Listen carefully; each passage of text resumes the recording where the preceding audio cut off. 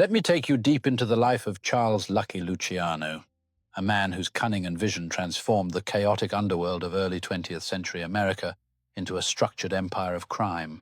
As a forensic expert and storyteller, I'll reconstruct his story with precision, weaving together the evidence, court records, police reports, wiretaps, and historical accounts into a narrative that captures both the man and the myth. This is the complete story of Salvatore Lucania, better known as Lucky Luciano, born November 24, 1897 in Lercara, Sicily, and destined to become the architect of modern organized crime. The early years, from Sicily to the streets. In 1906, 9-year-old Salvatore Lucania arrived in New York City's Lower East Side with his family, fleeing poverty in Sicily. The crowded tenements of Manhattan were a far cry from the Sicilian countryside, but they were a breeding ground for ambition. Young Salvatore, who later adopted the name Charles, was sharp, streetwise, and defiant. School records show he was expelled at 14 for truancy and petty theft, already hustling by selling hats and running errands for local toughs. By his teens, he was a member of the 5 Points Gang, a notorious crew that ruled Lower Manhattan's underworld.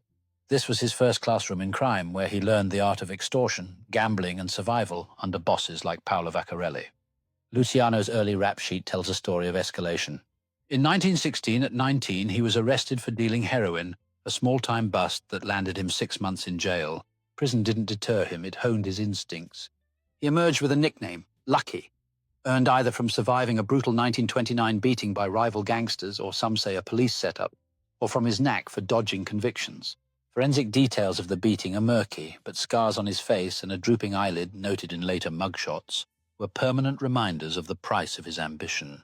Prohibition, building the empire. The 1920s brought prohibition, and with it, a gold rush for gangsters. Luciano, now in his 20s, saw opportunity in the illegal liquor trade. He aligned with Meyer Lansky, a Jewish immigrant with a head for numbers, and Benjamin Bugsy Siegel, a volatile enforcer.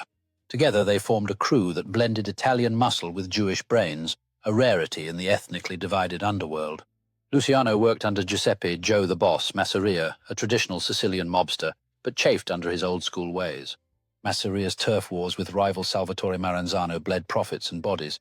Dozens of murders, per police reports, marked the Castellammarese War of 1930-31. Luciano's genius was his vision for peace through power. He wanted structure, not chaos. In 1931, he orchestrated a seismic shift. On April 15th, Masseria was gunned down at a Coney Island restaurant, Nuova Villa Tamaro, while dining with Luciano. Forensic reports noted 4 bullets to the head and back, with Luciano conveniently in the bathroom during the hit. Months later, Maranzano, who'd crowned himself boss of all bosses, was stabbed and shot in his Manhattan office on September 10, 1931. Police recovered knives and .45 caliber casings, but no witnesses talked. Luciano, through Lansky and Siegel, had used Murder, Inc., a squad of contract killers led by Albert Anastasia, to eliminate both bosses. These hits, totaling at least 60 deaths in the war, cleared the path for Luciano's masterstroke. The National Crime Syndicate, a corporate underworld, Luciano didn't just want power, he wanted order. In 1931, he founded the National Crime Syndicate, a coalition of Italian, Jewish, and Irish crime families across the U.S. Think of it as a criminal boardroom, with bosses from New York, Chicago, and beyond agreeing to divide territories and profits. Luciano, Lansky, and allies like Frank Costello and Johnny Torrio set the rules. The syndicate ran bootlegging, gambling, loan sharking, and prostitution like a corporation, minimizing turf wars. Murder, Inc. served as its enforcement arm, credited with 500 to 1,000 contract killings, though exact numbers are debated due to missing bodies and silenced witnesses. Forensic evidence from these hits, unmarked graves, bullet-riddled cars, paints a grim picture of efficiency. Luciano's empire was vast. Bootlegging brought millions during Prohibition 1920-1933, with smuggling routes from Canada and the Caribbean documented in Coast Guard seizures. After Prohibition ended, he pivoted to gambling and narcotics, pioneering heroin distribution networks that stretched to Europe. Court records estimate his annual take at $10 to $20 million, though much was laundered through legitimate fronts like nightclubs and real estate. Luciano lived modestly in public, favoring tailored suits and the Waldorf Astoria, but his influence was godlike. He was no street thug, he was a CEO of crime. The fall, the prostitution sting. Luciano's downfall came not from murder or drugs, but from sex. In 1936, New York prosecutor Thomas Dewey targeted Luciano's prostitution ring, a side business run through his lieutenant Dave Batillo. Undercover operations and wiretaps revealed a network of brothels across Manhattan and Brooklyn, grossing $1 million annually per court testimony. On June 7, 1936, Luciano was convicted on 62 counts of compulsory prostitution, based on the testimony of sex workers coerced by Dewey's team. The evidence was thin. Some witnesses later recanted, alleging police pressure. But Luciano's reputation made him a trophy.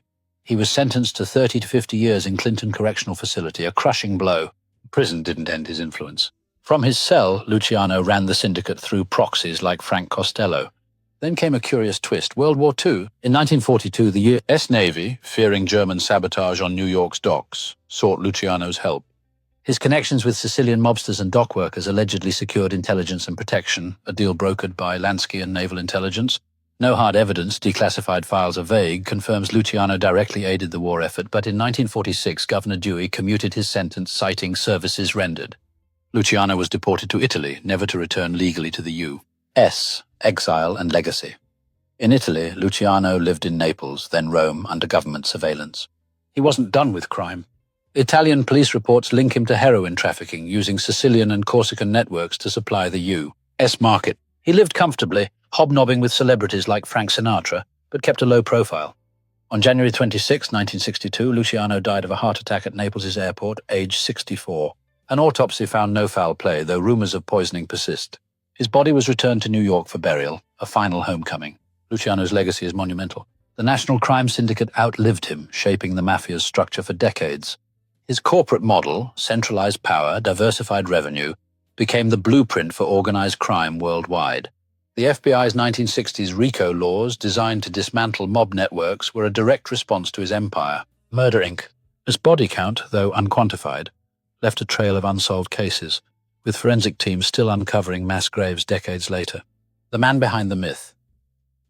Luciano was no cartoon villain. He was charming, calculating, and loyal to his allies, but ruthless to enemies.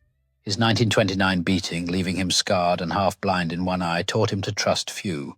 He avoided the limelight, unlike Capone, and his only major vice was women, not drugs or booze. His vision of a unified underworld was revolutionary, but it came at a cost. Thousands of lives, from street soldiers to innocent bystanders, caught in his web.